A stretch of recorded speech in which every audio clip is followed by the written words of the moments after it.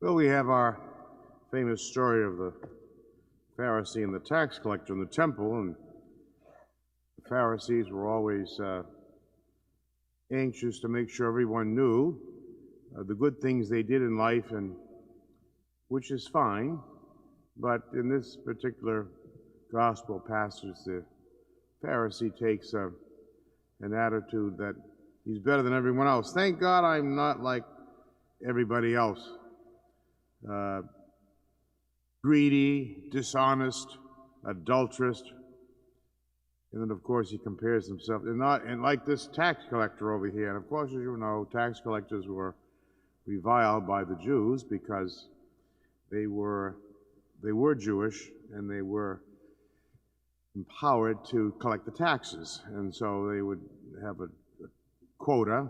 You know, you're in neighborhood 9B and your quota is 100,000 denarii, and you have to get that amount out of that neighborhood. And if they could get 130,000, well, the 30,000 was theirs.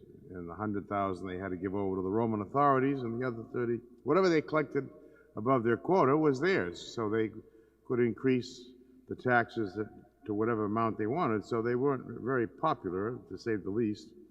But the Pharisee compares himself to that guy over there. But the tax collector, of course, is very humble. Beat his breast, "Oh God, be merciful to me, a sinner." Acknowledgement, I'm not a perfect human being, but be merciful to me. And, in a sense, we want to thank God that we are like the rest of humanity. We are like the rest of people, because God has given us a faith to believe and a heart to hope and love, and hopefully we use those gifts that God has given us to share with others.